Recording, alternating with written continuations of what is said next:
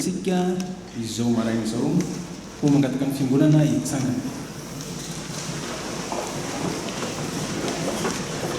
Ty izany valintsika izany fa ny mpitandrina raha velona loso mamitiana mpitandrina président synodaly izy no mitondra ny afatr'Andriamanitra amintsika amin'izao atoandro zao. Faly izay paster mandray anao ary miarabanao mianaran'ny tompo omban'Andriamanitra hatrany ianao miasa sy ny adidy ny andraikitra saninao eo anivony zany sahany efitsikema eo anivony sodaparitany zany. Izy moa dia miaraka amin'ny amatovadiny izay mipetraka eto alohany eto dia faly ihany koa miarabanao ramatoa afaka apetraka ny fiangonana.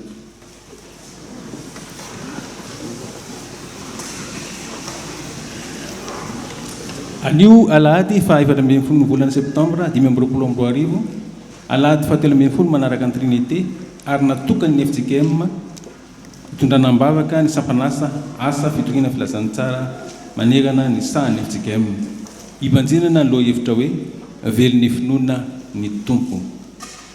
Ny liturgia amin'ny andro fahatelo no hanatanterantsika ny fanompovavahana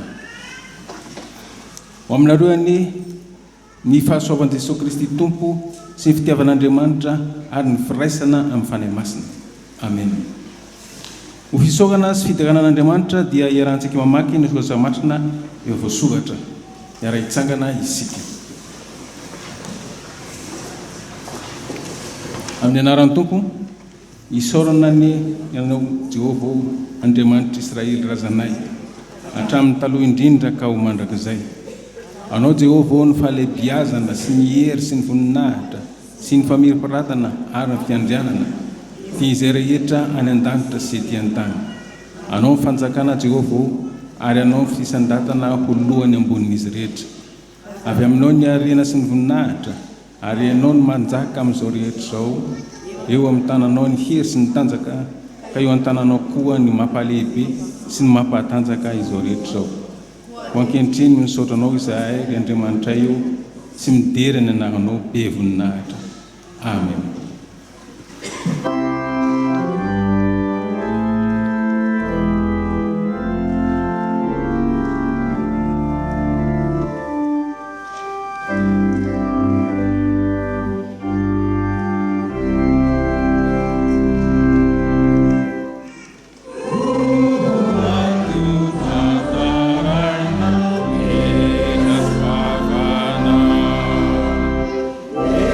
Farmasa, Tamina,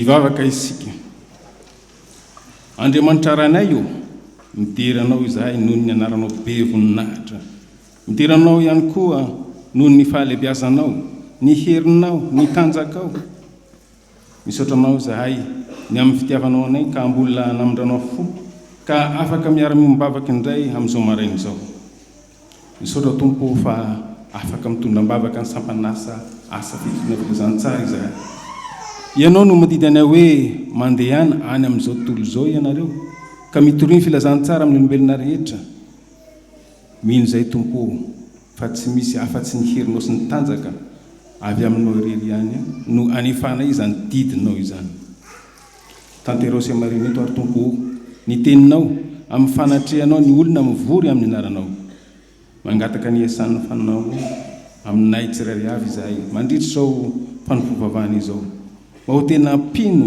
velon'ny finoana tokoa izahay ary hahaidera sy ankalazanao ary anome voninahitra ny anarano masina amin'ny anaran'i Jesosy Kristy ilay tompony finoanay amen. Manona ny fahasoavan'ny tompo ho antsika ankizy sy ny tanora mitsangana hanao ny hira efa voalahatra.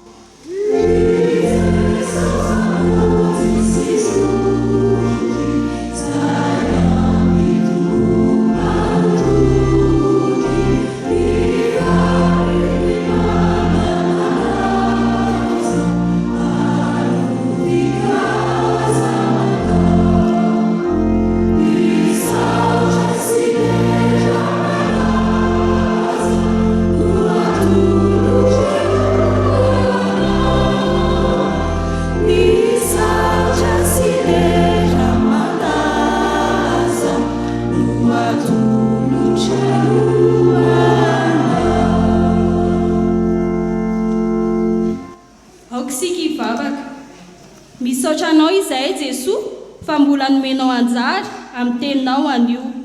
Fanahy mpanazava azavao ny sainay ahatakaranay sitraponao. Amen.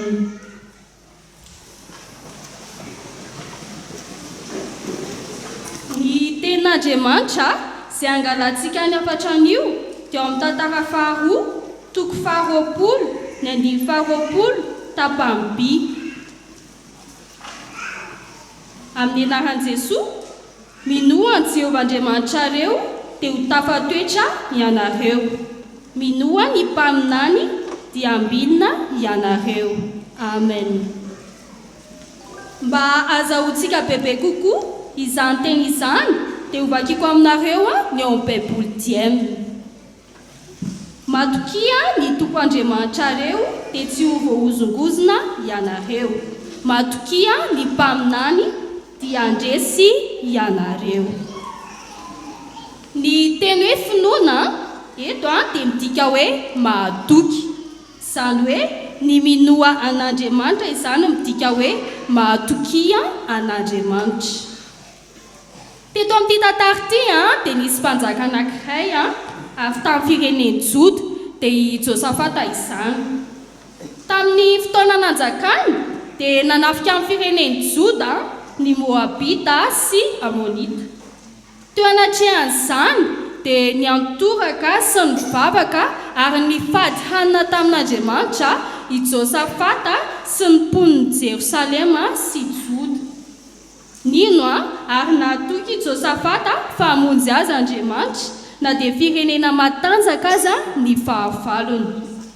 Noho izany finoana nananan'izany dia mivoaka ho mpandresy izy ireo.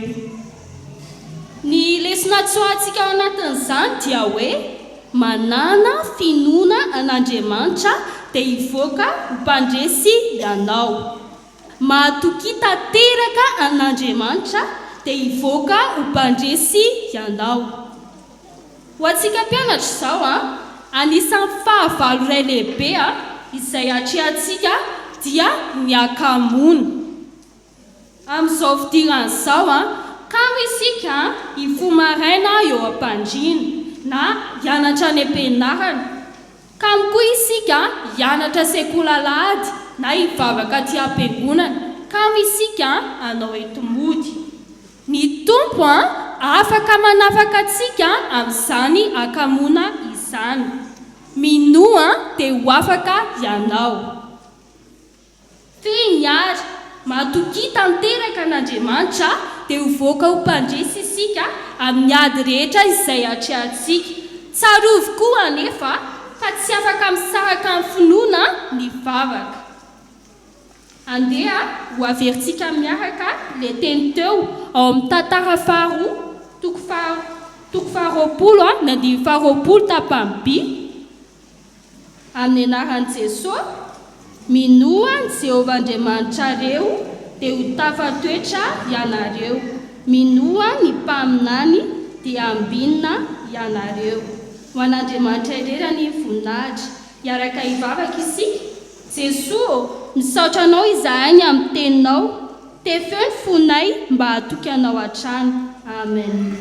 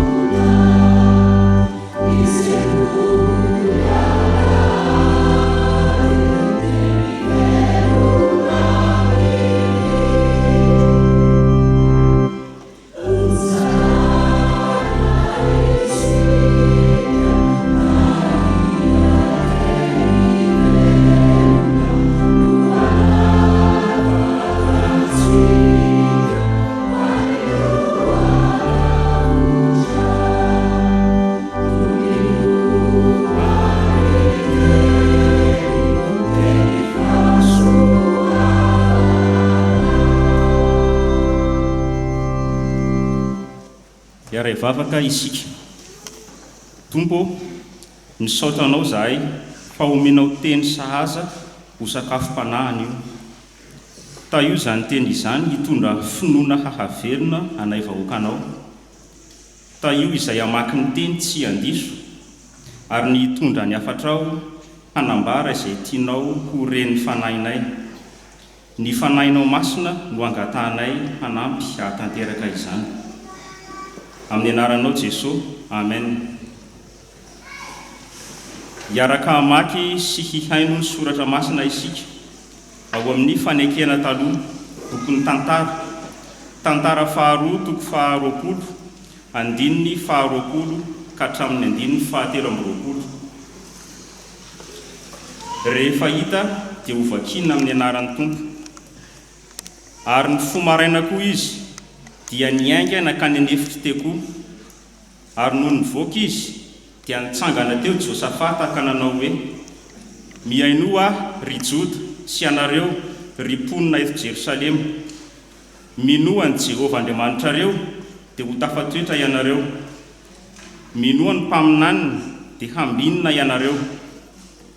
Ary rehefa niara-ny hevitra tamin'ny olona izy dia nanendrim-pihira ho an'i Jehovah hidera amin'ny fiaingona masina, raha mivoaka eo anoloan'ny olona efa voamana hiady, ka hanao hoe: miderany Jehovah fa mandrakizay ny famindram-pony. Ary raha vao nanomboka ny omby sy ny dera ireo dia nasiany Jehovah otrika hamely ny taranaka Amona sy Moaba sy ny avy any an-tendrombohitra Seir, izay avy hamely ny Joda, ka dia resy ireo. Dia nitsangana ny taranaka Amona sy Moaba namely ny avy any an-tendrombohitra Seir, ka namono sy nandringana azy. Ary no voaringana ny mponina tany Seir dia nifandringana kosa izy samy izy ihany.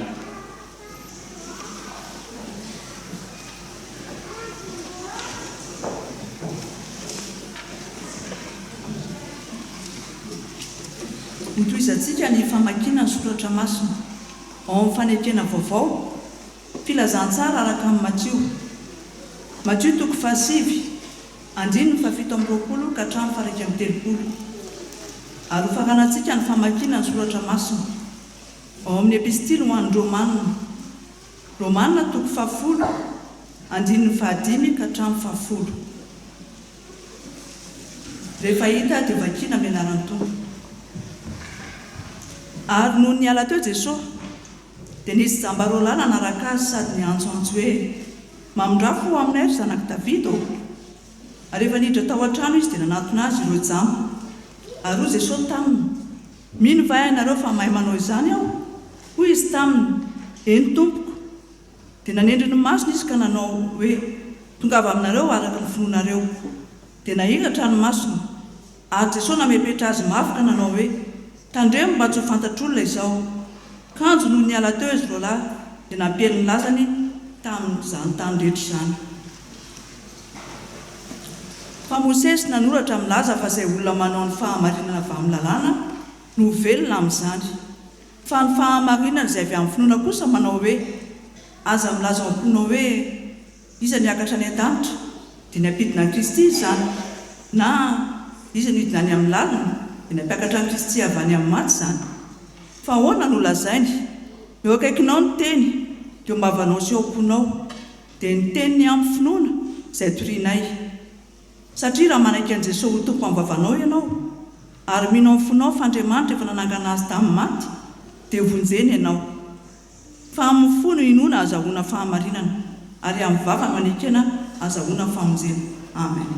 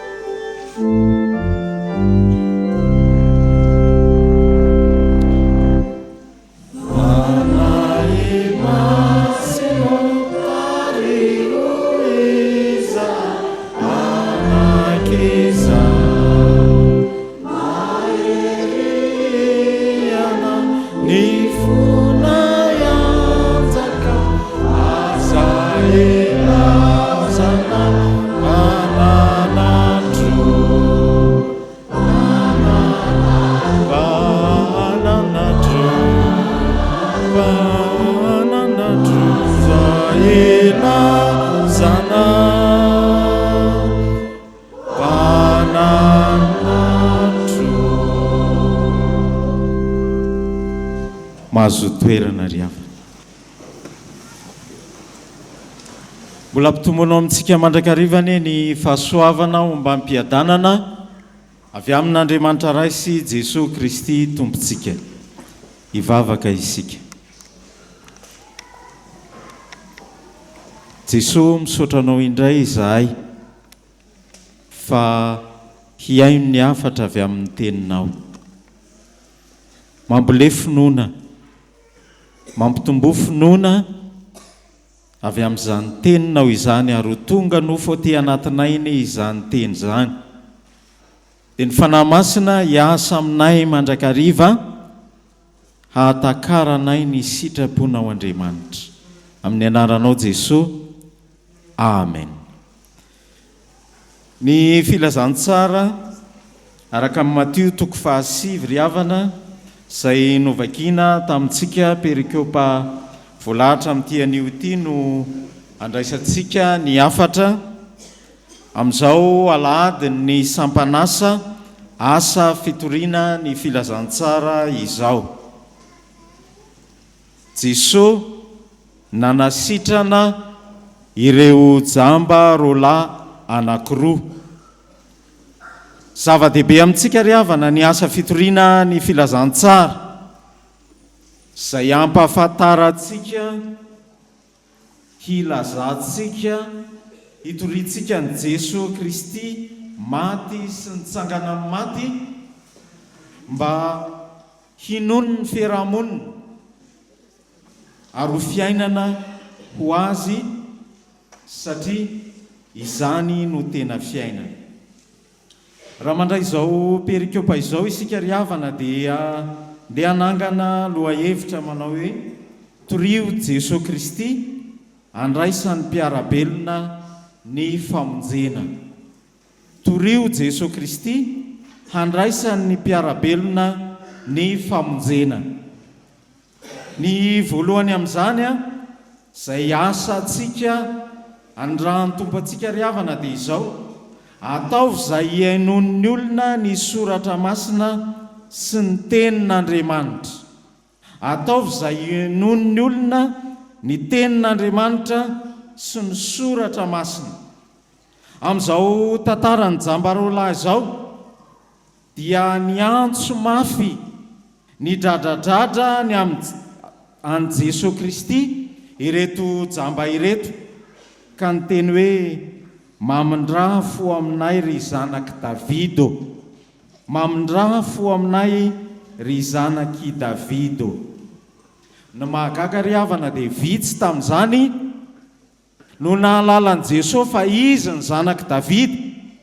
Ary raha miteny hoe zanaky Davida isika dia ny maha-Mesia an Jesosy no ilazana izany, ary fantatra izy roalahy nefa izany.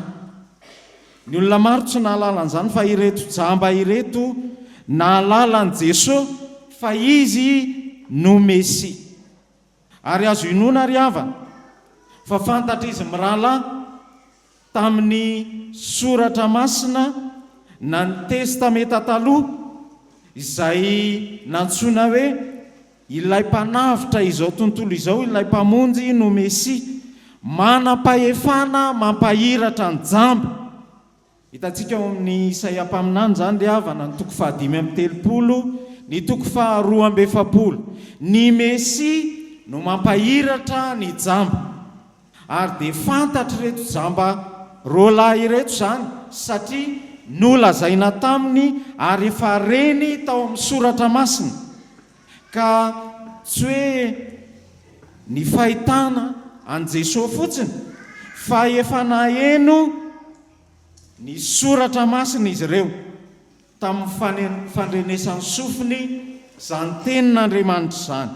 Finoana avy amin'ny fiainona izay miaino ny soratra masina dia mitazona ary mampiatra izany tenin'Andriamanitra izany.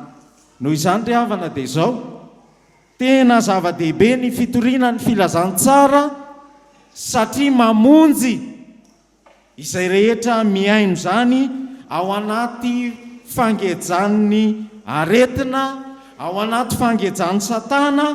Ka rehefa miaino sy mandre izay olona miaino izany dia mahafantatra ary mitondra azy maka amin'ny finoana. Tsy marina matetika ry havana ilay hoe tsy mitory tsy misy pirofo izahay. Mety hisy pirofo ihany rehefa mitory aloha tsy maninona izany, fa tsy marina mandrakarivo izany.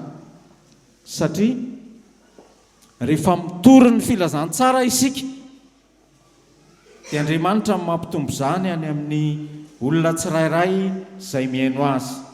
Ary tsy voatery ho fahagagana hatrany ry havana no torian'ny fiangonana. Izany hoe ny kristianina ao amin'ny fiangonana dia tsy hoe tsy iseho amin'ny fiainana izany, fa afaka ataon'Andriamanitra amin'ny fiainantsika izany. Fa tsy hoe fahagagana akory ny toriantsika ka androany amin'ny fito tongava ao am-piangonana fa izy jamba hiratra amin'ny 12 misy mangozozo lohalika hitsangana, misy tsy manan-kohanina afaka adiny iray dia ahita vary. Tsy izany fahagagana izany akory ry havana no atao hoe famonjena, fa ny atao hoe fiainana toriana amin'ny alalan'ny tenin'Andriamanitra ka henony izay rehetra mila famonjena dia tsy izy akory fa i Jesosy Kristy ilay filazantsara maty sy nitsangana amin'ny maty teo amin'ny hazo fijaliana. Noho izany ry havana dia izao, izany no antom-pisian'ny asa fitoriana ny filazantsara ary mahasampanasa azy asan'ny fiangonana.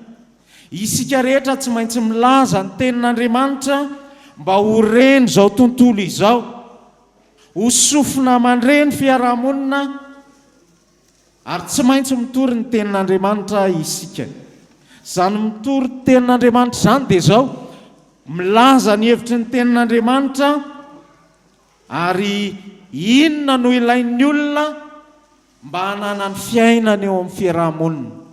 Ary ilay fiainana atolotry ny fiangonana, atolotry ny kristianina, vokatry ny fiainona, ny filazantsara dia izao, ilay fiainana maka amin'ny fiainana mandrakizay. Ary eto mandiny tena isika ry havana, na njamba reto dia resy lahatra fa i Jesosy no Mesia, na dia tsy mahita aza amin'ny maso. Mova isika kristianina velon'ny finoana mba tena resy lahatra, njamba aza resy lahatra, koa isika olonay boky kely zay hoe ianao mba ahoana, tsy maintsy resy lahatra aloha isika vao mitory. Ary zany fitoriana ny filazantsara zany henon'ny olona ho tenin'Andriamanitra tehiriziny ao anatiny amin'ny alalan'ny fanahy masina, ka lasa andraisan'ny mpiarabelona famonjena vokatry ny asan'ny fiangonana. Hoy Jesosy Kristy manao hoe izay mandreny teniko ka mino izay naniraka dia manenona ozy anana fiainana mandrakizay. Izay rehetra mandre manana fiainana, na jamba na mahiratra, noho izany ataovy ry havana ho antsika asantsika fiangonana io mampiely ny filazantsara izay nomenantsika ary andrahanantsika io. Ny faharoa ry havana, tory Jesosy Kristy andraisan'ny mpiarabelona ny famonjena, ataovy izay ananan'ny olona faharetana, ataovy izay ananan'ny olona faharetana. Rehefa ny antsoantso reto zamby reto dia tsy namaly Jesosy, tsy namaly avy hatrany Jesosy fa lasa izy. Mety hoe nieritreritra zao reto zamby reto hoe tohatra ny tsy nirarahanay Jesosy. Tsia, lasa izy nakany an-trano niala teo amin'ilay toerana nihaonany izy sy ilay jamba, dia mbola nanaraka azy indray ilay jamba. Asa moa hoe nahoana reny nandehanan'ilay jamba naka amin'ilay trano nisy an' Jesosy. Izy jamba misy elanelany eo fa zao tena nanam-paharetana izy mitsiriritra ny famonjeny Jesosy Kristy. Tsy namaly avy hatrany Jesosy. Misy ny elanelam-potoana teo anelanelan'izay fanasitranana zay sy ny antsony an' Jesosy. Tsy maintsy miandry ary tsy maintsy mahandry, izany no mety tao anatiny izy mirahalahy reto. Rehefa mivavaka tsika ry havana dia tsy maintsy maharitra tahaka ireto jamba ireto. Ary tsy isika ihany, fa isika sampanasa efefa dia mampianatra ny olona haharitra. Fa ny olona araka ilay voalaza teo dia miandrandra fahagagana aingana. Fa zao ny fanarahana Jesosy Kristy, ny fiandrandrana fahasitranana dia tsy maintsy mila faharetana, tsy maintsy mahandry ary tsy maintsy miandry. Izay fiandrasana sy faharetana izay ry havana no atao hoe fanantenana, manantena mandrakariva ny mino ary manantena ny amin'ny famonjeny Jesosy Kristy. Ataovy izay ananan'ny olona faharetana, ary atomboy amintsika aloha zany.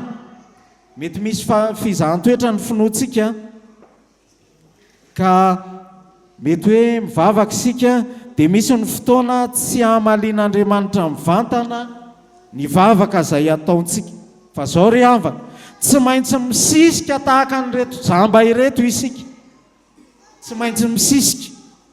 Na dia misy elanelan-toerana ao anatin'ny kilema amin'ny fahajambana aza, ireto zamba ireto dia zao mandeha mandrakariva manatona an' Jesosy Kristy ary tsy manery an'Andriamanitra, tsy manery an'Andriamanitra, tsy hoe arakarak'izay vavaka ataontsika tonoantsika dia izay no tsy maintsy valiny omen'Andriamanitra, fa Andriamanitra manana ny fotoanany izay amalian'Andriamanitra ny mpanompony.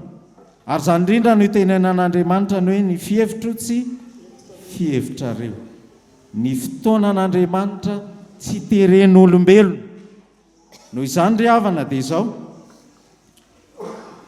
tsy maintsy maharitra mandrakariva isika ary mampianatra ny olona mila vonjy izany faharetana izany, fa raha tsy izany dia tsy manam-pinoana izay hitorintsika ny filazantsara.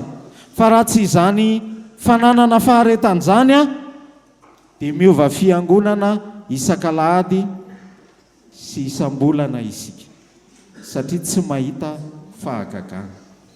Rehefa maharitra isika dia tsy maintsy tonga amintsika ny famonjen'Andriamanitra ary tsy atao filan-javatra fotsiny ny fivavahana izay ataontsika, fa tsy maintsy mifototra amin'ny finoana.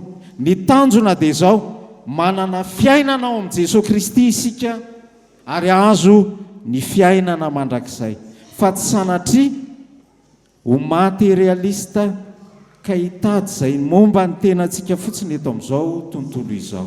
Engany ry havana mba hanana izany faharetana izany isika. Toroy Jesosy Kristy andraisan'ny mpiarabelona ny famonjena ny fahatelo farany dia izao: ataovy izay ananan'ny olona ny tena fanasitranana, ataovy izay ananan'ny olona ny tena fanasitranana.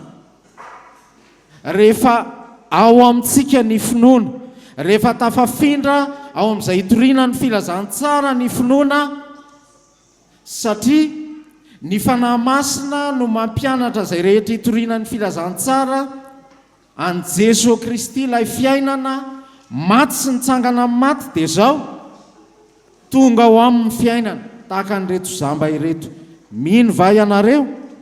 Dia hoy Jesosy, tongava aminareo araka ny finoanareo. Ny olona manam-pinoana dia sitrana ary rava ny sakana rehetra dia lasa nanaraka an' Jesosy Kristy. Ary ilay Jesosy Kristy Mesia dia izany indrindra ny maha-Mesia azy dia manasitrana tsy ara-nofo ihany fa manasitrana ara-panahy koa. Tongava aminao arak'izay irinao. Ny fanositranana ry havana amin'ny maha-Mesia an' Jesosy dia izao miandalana izany ary ianarantsika amin'ny soratra masina. Tany amin'ny fahababoana tamin'ny Babilôna ny zanak'Israely no efa nanantena ny Mesia, saingy izao aty amin'ny fanekena vaovao izay vao mipotro izany fanasitranana izany, aty amin'ny andron'ny Romanina, aty amin'ny Agostô Kaisara, tonga ny Mesia.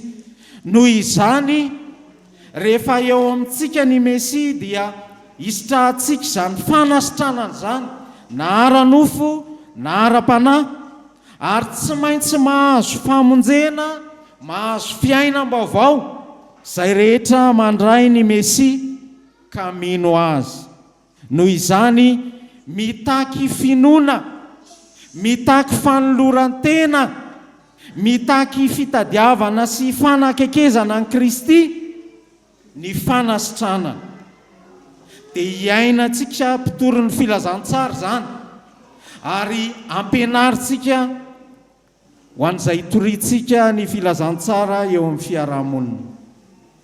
Ny masositrana ry havana eto dia milaza fahitana fiainam-baovao. Ny jamba dia maizina mandrakariva ny hitany, fa rehefa mahiratra izy dia manana fiainam-baovao, fanikafana maso ara-panahy no nataon'i Jesosy mba hananana izy roalahy reto fiainam-baovao indray.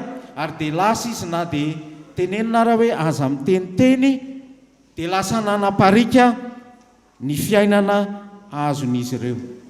rehefa manokatra ny masonao Jesosy Kristy dia mba manao variavana fijery vaovao, voafatotry ny fomba, voafatotry ny fanao a, voafatotry ny asan'ny olona matetika. Fa zao kosa ny fanokafan' Jesosy Kristy ny masonao dia hitondranao anana fijery vaovao ny amin'ny fiainanao sy ny fitoriana ny filazantsara, fijery vaovao ny amin'ny olona eo amin'ny fiarahamonina sy fijery vaovao ny amin'ny hoe fiainana. Amin'izao fotoana izao dia mety hoe na ianao izao eto am-piangonana aza zao dia mety misaintsaina hoe inona moa zany ny fiainako, anahoana raha-pitso, mba manan-karena ohatran'ny olona ve, misy hoanina ve, na koa mety mieritreritra ny fiainanao hoe ohatrany tsy manan-janaka ve, manahoana ary le zanako, manahoana ny tranoko, le koa zany be dia be. Fa zao kosa ry havana, rehefa sokafan'i Jesosy Kristy ny masonao dia zao ny fiainana mandrakizay no aseho an' Jesosy Kristy amin'ny alalan'ny fitiavana manasitrana sy mamindra fo, fitiavana sy famindram-po no hitondran'Andriamanitra anao ao amin'i Jesosy Kristy tompontsika.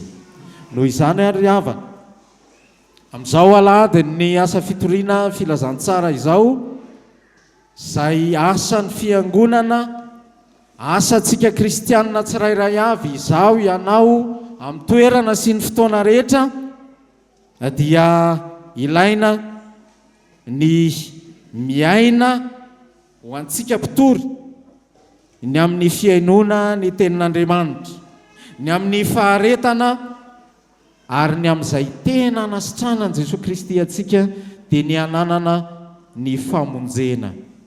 Ary tsy ho anao ihany fa mampitory ny filazantsara dia mila mizary zany amin'ny fiarahamonina isika. Ary ny synode lehibe izay natrehantsika teo ry havana dia tsy mijanona eo amin'ny fifampitaizana eo amin'ny fiangonana ihany, na ny fitoriana ny filazantsara ihany ny asan'ny fiangonana, fa miampy ihany koa amin'ny fivelarana amin'ny asa misiona sy ireo asa sosialy maro isan-karazany mivelatra eo amin'ny fiarahamonina. Koa lahoery ary havana, minoan' Jesosy Kristy tompo fa ho tonga amintsika araka ny finoantsika. Ho an'Andriamanitra irery ny voninahitra. Amen. Ivavaka isika. Ry Andriamanitra anay io, ankehitriny izahay dia manondrika ny lohanay eto anatrehanao, mahatsiaro izahay fa diso, mahatsiaro izahay fa tsy nanao ny sitraponao, mahatsiaro izahay fa mbola jamba mandrakariva ka tsy mahita anao Jesosy Kristy, tsy mandre anao Jesosy Kristy, lay Andriamanitra mitondra fiainana ao anay, lay Andriamanitra manafaka anay, lay Andriamanitra manasitrana anay ary mitahiry izany fahasitranana izany eo amin'ny fiainany mino anao. Jesosy Kristy mpamonjy anay io, matetika izahay no variana tamin'ny fiainanay manokana fotsiny,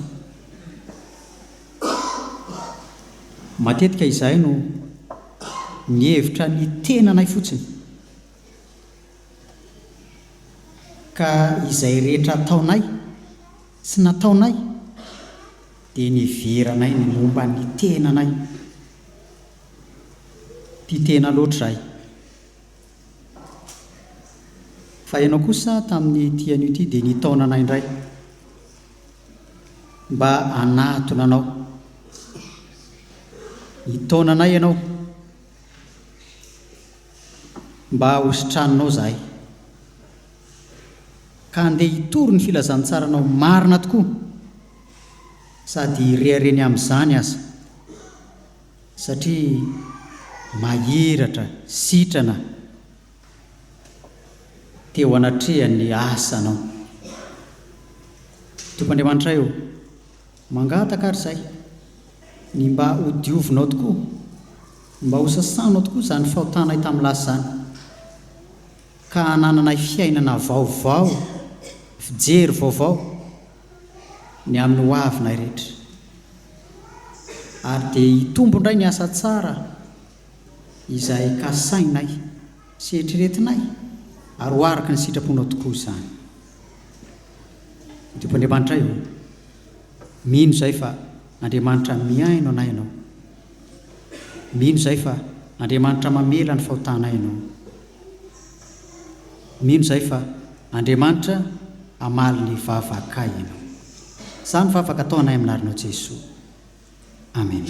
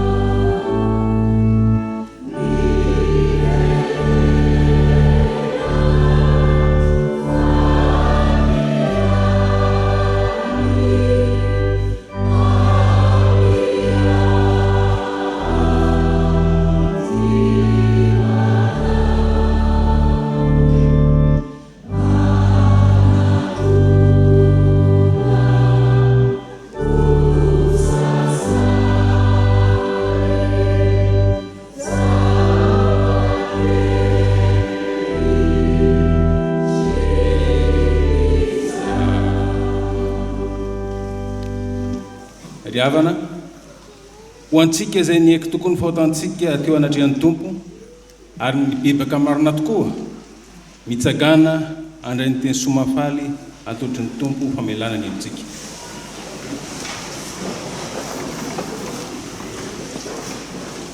Hoy ny tompo, ianao izay efa notantanako avy tany amin'ny faran'ny tany, ary nantsoko avy tamin'ny tsisiny, ka nilazako hoe mpanompoka ianao, efa novidiko ka tsy mba nariko.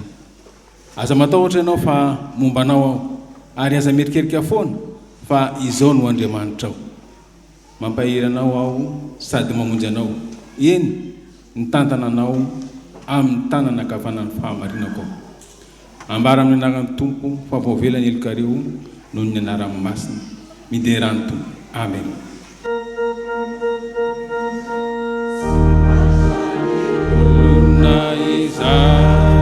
Avelani eluni ingosaruna nivauta ani sambatani muluna iza sesani Jehova eluka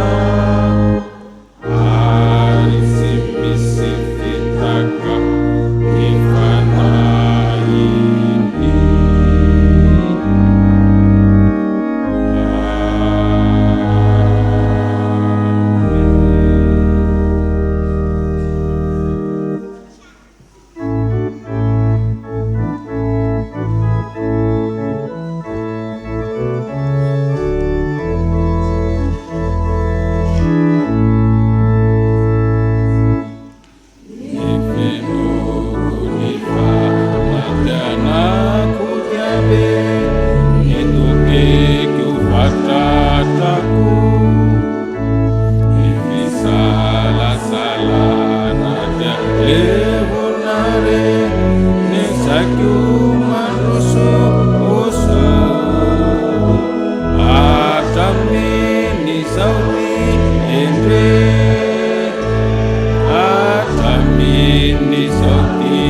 endre ifitebunifu kuzerahutoko onenani tumpo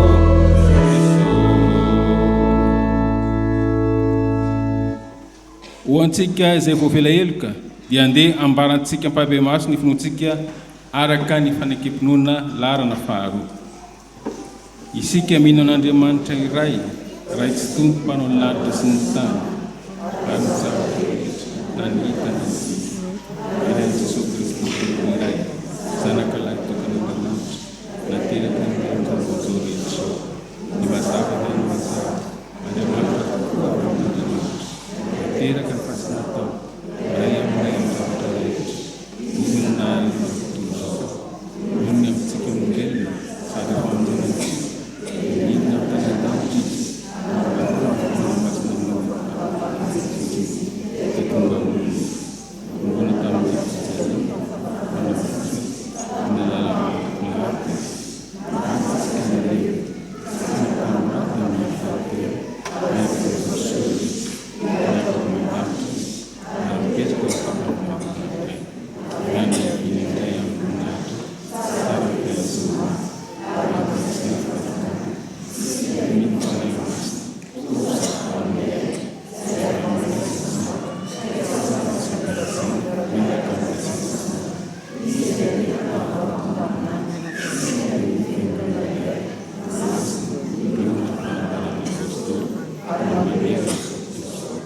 isika manaiky ny batisa iray famelan-keloka sady manantena ny fitsanganana maty ary ny fiainana mandrakizay.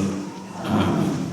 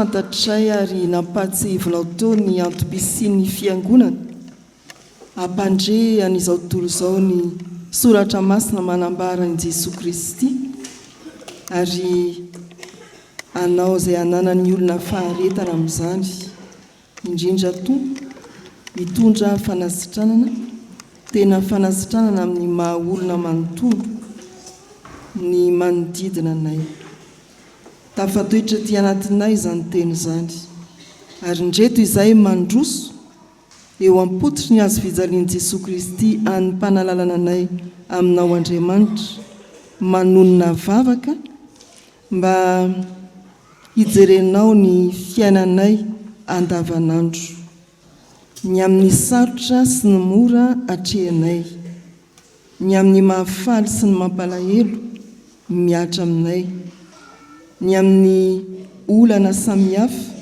mianjady aminay ara-ankonana ara-kasa ara-piaramonina ary olana manokana koa ianao no any mahalala izany misaotra anao izahay afaka nahafantatra fa manasitrana ianao ary nafahanao tamin'ny tsy fahitana ny jamby raha notendrenao indray mandeha monjy indreo tonononay manokana eo ampelatananao ary ireo mitondra fanaintainana amin'ny nofo rehetra miara-mivavaketo izy ireny na any amin'ny toeram-pitsaboana na any amin'ny tompim-pifoazana na koa eny an-dalambe any atokantrano tsy afa-manatona dokotera dia ianao dokotera mora antsoina amin'ny fotoana rehetra ary afaka tonga amin'ny toerana rehetra no anakaiky azy ireny Jesosy hitondra fanasitranana ampitony fanaintainana fa misaotra anao izahay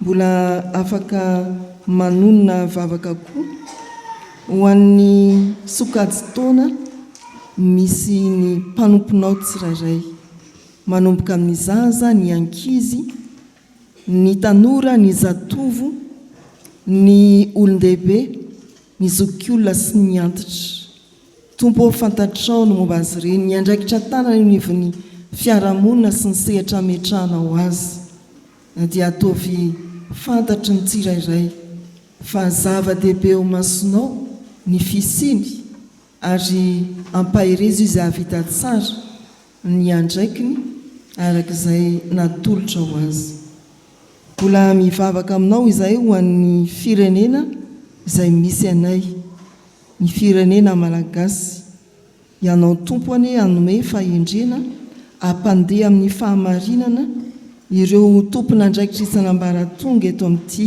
firenena nametrahanao anay ity ianao tompo ampahery ny mpiaramonina aminay malagasy mpanay tanindrazana na ireo vahiny mamitahiraka eto aminay ataovy miara mahitanao Jesosy Kristy eto amin'izao Madagasikara izao izahay tsiraray avy misaotra anao no ny fahafana manomboka taom-pianarana vaovao any an-tsekoly ary indrindra aty amin'ny fiangonana amin'ny alalan'ny sampana sekoly alahady amin'izany dia ampitaovy ny herim-pahasoavanao ny tsirairay mba hiomana havita tsara ity taom-pianarana ity na ny sekoly alahady na ny taon-tsekoly arak'izay kilasy misy ny tsirairay mivavaka aminao izahay ny amin'ny maneran-tany tompo renay ary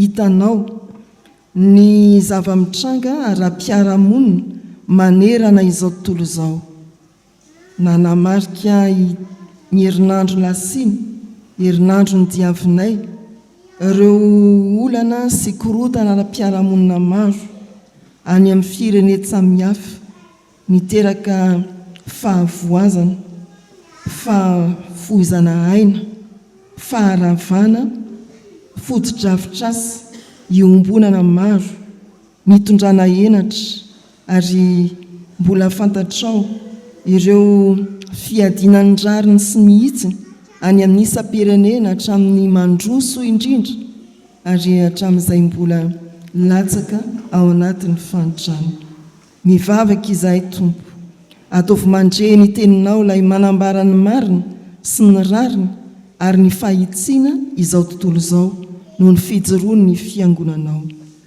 Mivavaka izay Andriamanitra ho an'ny fiangonana manerana izao tontolo izao, ireo najoronao any amin'ny tany miady, ireo najoronao any amin'ny tany feno fahantrana, ireo napetrakao any amin'ny tany misy arety mandringana, ireo mbola miaina sy iranao any amin'ny tany misy korontana samihafa. Tompo, ho fahazavana sy fanasina ane ny fiangonanao ary ahery amin'ny teny sy ny asany. Fa manokana dia tonononay ny fiangonan'i Jesosy Kristy eto Madagasikara amin'izao volana septambra izao. Misaotra anao noho ny fandraisana asa eo amin'ireo tompona andraikitra isan-tsokajiny. Tafiohery ireo hiazakazaka amin'ny fanohizana ny asa efa vita ary ataovy feno fifaliana aminao ny nahatanteraka ny fiazakazany teo an-tanimbolinao. Misaotra noho ny amin'ny sampanasa asa fitoriana ny filazantsara isan-drafitra tao anatin'ny sahany FJKM.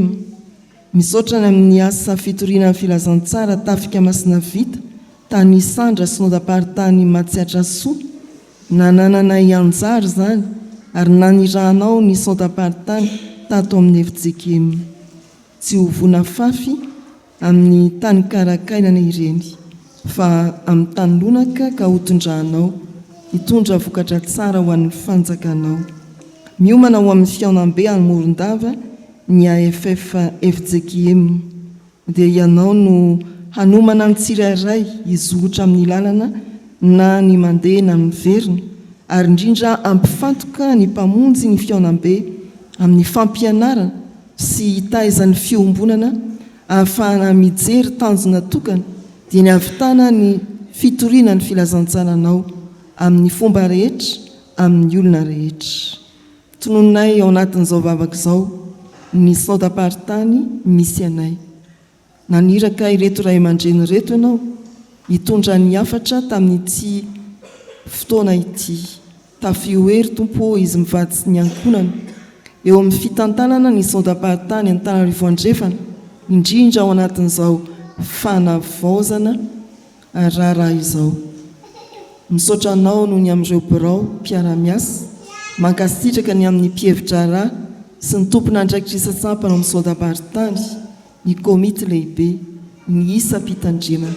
Ampaherezy koa izy ireny mba hifantoka amin'ny asa fototra na inona atao dia ho fitoriana ny filazantsaranao ny tontosaina. Fa jereo izao fitandremana nametrahanao na izao hisotro fitiavana.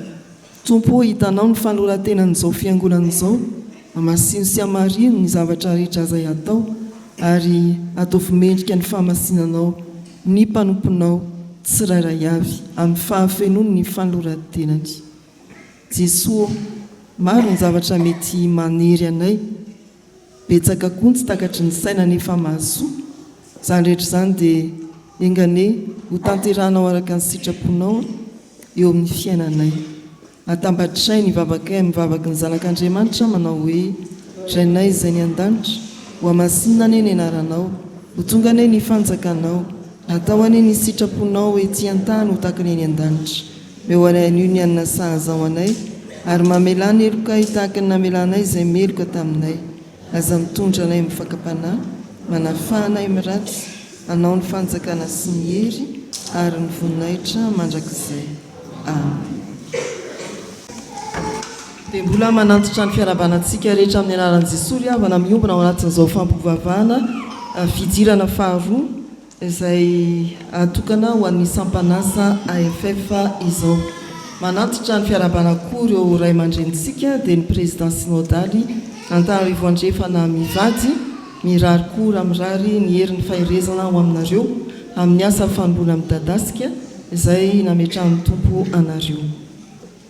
Ny joroneto araka ny voalazan'ny mitondra ny drara teo dia fanentanana marina fanampanazavana atao amin'ny raharahany fiangonana ary ny manaraka dia fandraisan-tanana ireo avatsika izay nanolo tokantrano tamin'ny anaran'i Jesosy. efa nomanina atao anatin'ny volana maromaro isika riavana hiatrika ny famalina ny antsony tompo manao hoe avy sakafo amin'ny alan'ny sakafo mpiralaina na ny agabe 7 septembre ho avy izao. Renareo teo amin'ny raharaha izay novakina fa rehefa ka ny tapakila azahoana ny sakafo isika dia hitondra ny kalatra mampandray sy ny boky nankonana kristianina. Izany hoe ny ilaina io karatra mampandray efa nataontsika hatramin'izay fa ny boky nankonana inona ny ilana azy? Ny hafantarana fa isam-piangonana eto isika ary ny ahitana ny isantsika ao amin'ny tokantrano izay maka ny tapakila na ny tike entina misakafo. Tranga mantsiliavana ny hoe olona iray no misoratra eto amin'ny fiangonana dia manasa ny zanaka manjafina izy hisakafo ohatra izany. Ity fiaraha-misakafo tia dia tena mikatona ho an'ny mpiara-mivavaka ato amin'ny fiangonana fotsiny fa tsy hanasantsika ny any ivelany. Izay ny ilana ny boky nankonana. Raha misy 4 ao anatin'ny boky nankonana afaka maka tapakila 4 isika. Avy aiza io boky nankonana io? Tonga eny ampelatanantsika. Io boky ny ankonana io dia nentin'ireo diakona tompona andraikitra misahana ny tokantranontsika tsirairay avy. Tamin'ny famangina voalohany volana febroary sy marsy nataon'ireo diakonindreo na raha tsy tratran'izany dia tamin'ny famangina faharoa volana jona. Mety mitranga ny hoe taty amin'ny volana mai na koa volana jolay ianao vao nisoratra ho isan'ny fiangonana mbola tsy tao anatin'ny fitsinjarana ka tsy nanana ny boky nankonana. Mety miseho koa ny hoe noho ny antony samihafa ny diakona ny andraikitra antsika dia mbola tsy tonga tamin'ny famangina. Ko amin'izany dia tsy nanana ilay boky nankonana miloko manga isika. Inona ary ny vahaolana?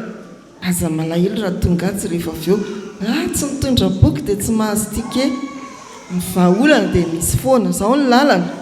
Raha toka tsy manana ilay boky nankonana mangamanga isika dia jereo aloha ny lisitra tsy andalatsara aty akaiky ny aty amin'ny dalatsara misy ny mpandrara amarinao no hoe iza ny diakona miandraikitra anao. Anarana tsirairay ny vahoaka an'Andriamanitra no ao dia misy anarana diakona mifanandrify amin'izay. Fantaro izy raha azonao ny laharany fa azonao alaina ao amin'ny mpandrara dia antsoa izy anontanio aiza ho aiza ny boky manga. Raha toka azonao izy ka milaza hoe tena mbola ty ampelantanako dia mifanaova fotoana. Tsy mahazo tike zay raha tsy hany izay any raha tsy mahazo anio ahoana ny fomba azoko ny boky manga. Raha toka voavany amin'ny diakona ny olana dia efa afaka mandrosika manaraka ny fandaminana. Raha tsy voavany amin'ny diakona ny olana boky nankonana dia manatona ny mpandrara isika. Aiza ho aiza ny mpandrara raha voavany eo ny olana hoe ity ny diakona ity ny tokony ho antonina dia mijanona eo iny mahazo mandroso koa isika satria ny ampelantanantsika ny boky manga. Raha toka tsy mbola voavay eo amin'ny mpandrara dia ny mpandrara andefantsika eo amin'ny hanome ny vahaolana manaraka mifanandrify amin'ny tranga mety mahazo antsika. Raha tomo tena tsy mbola nisoratra na isan'ny fiangonana isika na taty aoriana ny fandaminana ny fitsinjarana diakona isan-tokantrano vao nisoratra anarana dia eo no tsy maintsy anatonantsika ny mpitandrina hanaovana ny fandaminana sahazan'izay. Ity fanehoana boky nankonana mangamanga ity zany dia toy nyizay fitsinjarana nataon'ny diakona azahoana mametrametraka kokoa ny fiainan'ny vahoaka an'Andriamanitra sy ny fitantananantsika araka ny tokony ho izy eto amin'ny fiangonana. Tsy hoe noho ny amin'ny agape ihany araka izany fa amin'ity fangalana tapakila ny agape ity mahafantarana hoe mipetraka ve ny fandaminana ny fitantanan'ny vahoaka an'Andriamanitra sa mbola misy fanatsarana na koa fanamboarana tsy maintsy atao. dia aza mieritreritra mihitsy hoe zany zay vao tsy ary sakafo afaka miara misakafoana arakaraky miendriky ny olana no hitadiavantsika ny vahaolana riavana dia ny tompo a mbola hanome antsika ny fifaliana ao anatin'izany fiombonana masina izany fa ny sabotsy faha-telopolo ny volana jolay lasa teo a ny avantsika dia nanorona tokantrano telopolo aogositra lasa teo a rasolo mahifanjatovy mahery tsiory sy rajoarisan andrinirina rova arimaka mandroso ianareo anatanterana ny fampitondrana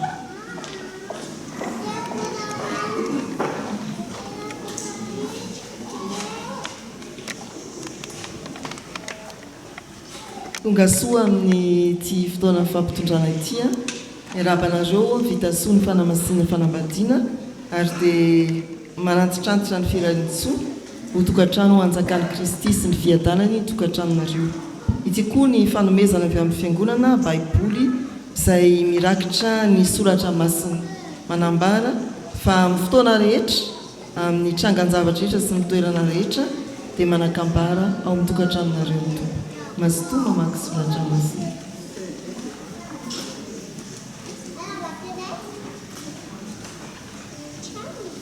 fa fotoam-pahasoavana manokana ho an'ny fiangonana ny omaly 13 septambra riavana nazahoana nanotrina ireo avantsika izay niroso tamin'ny fanamasinana sy fitsofandrano ny fanambadiny tokantrano efa niorina na ny filazantsika azy koa ny hoe ny mariazy miara-mizotra dia tononona ireo mpanompon'Andriamanitra isa tokantrano niroso tamin'izany izay voatonona dia androso ety anoloana andria miarana mbola tiana sy andria mampianana domoina arso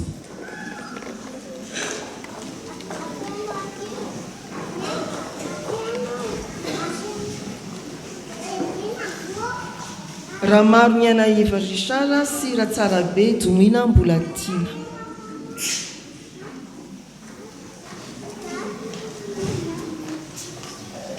ary farany dia raharinaivo anjatiana fenitra sy randria miaja mamy miarso famonjeny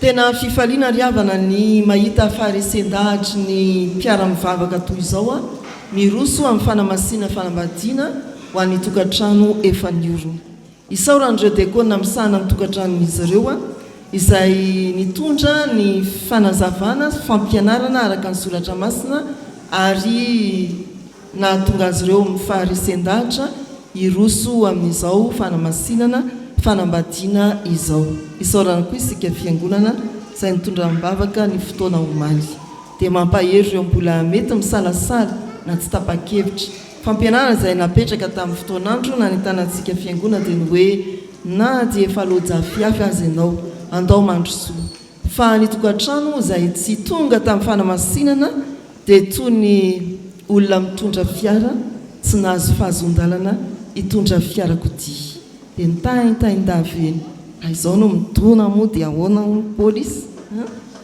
fa isaory ny efa vita elabe vita n'Andriamanitra elabe teo amin'ny tokantrano raha toka efa antaonany maro no nanorena tokantrano angatao ny toeny izany ho amin'ny ho avy isy ny tokantrano no hoe efa mandroso ny taona dia ny anankiray ny ambonindriana ny anankiray ao ambanindriana ny anankiray ao avaratra ny anankiray ao atsimo nisy roana n'izany indrindra riavana no androsoana amin'ny fanamasinana ny fanambadiana izay ndraisantsika toana sy dinika fampianarana intelo miataona vao afahana miakatra amin'izany alitara hitondra fanamasinana hitondra ny tokantrano ho amasinina izany tsy misy mampaninina mihitsy so dia maka tsy ataoka fa ilazanareo raha naseo zany somary lavalava satria mbola mitoy ny fampianarana amin'izany irosoana ny fanamasinana fanambadiana izany raha ilaza aminareo hoe raha nijoro zany ny anakoroa tamin'izy reto ny alady lasa teo hoe aseho fa irosa amin'ny fanamasinana dia nisy ray mpianakaviana anankiray nylaza tamiko hoe pastera tena nitsiritra hoe fananina ary any tsy tonga amin'izao taritra oriana ny fanapahan-kevitra dia mbola misy ireny fotoana raha sitrapony tompo a mbola fanentana trano sika amin'ny fampahery a ho tonga amin'izany lalana tsara araka ny sitrapony tompo izany. Ndreto ary ny fanomezana toraky ny teo a raha nay voanjara tiana fenitra sy miarso ny vady manolotra anareo a ny baiboly ary aoka ao ambonin'izany rehetra izany fitiavana mpafehy ny fahatanterahana izany.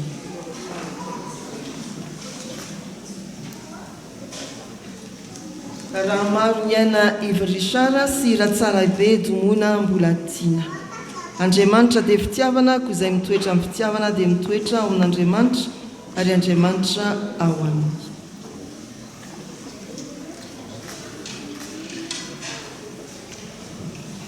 Andria miarana mbola tiana sy andria mampianana domona arso ho tafadaradalana vandro ratsefa ny fanahy.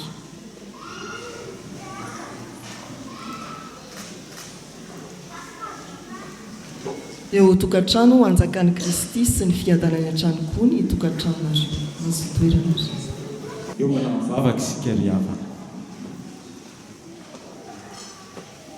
Saotranao izay Andriamanitro fa fantatray tokoa fa zava-tsoa sesehena no mena ho anay, tsy ny teninao ihany fa arahanao fahasoavana izay iainana isan'andro izany.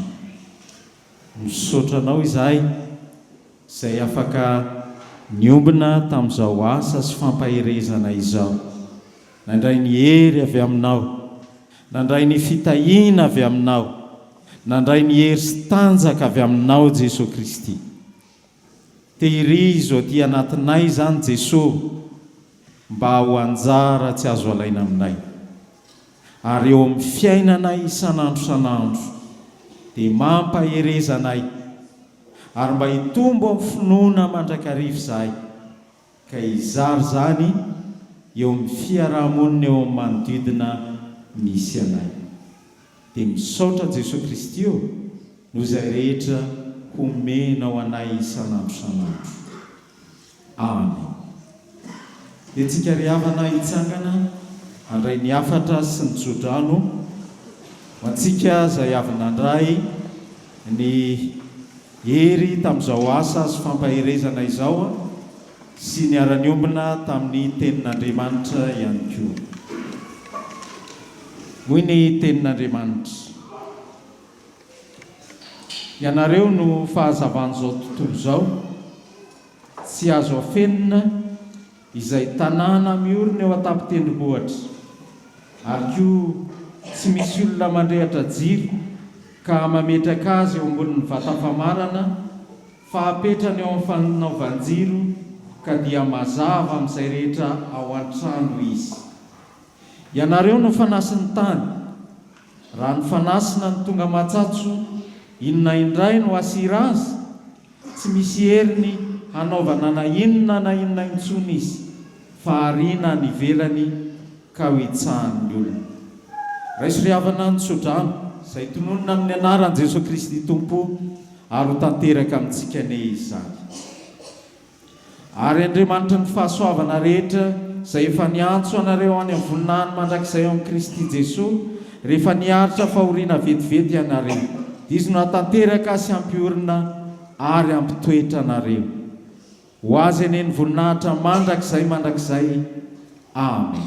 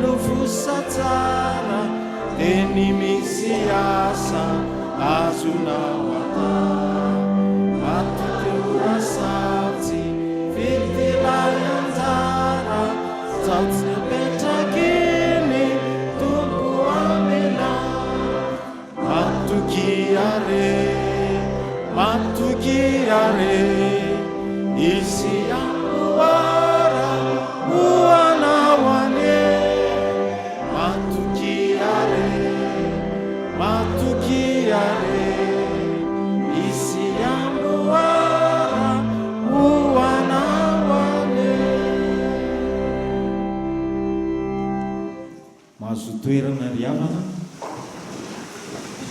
hivavaka mangina isaotra ny tompo izy.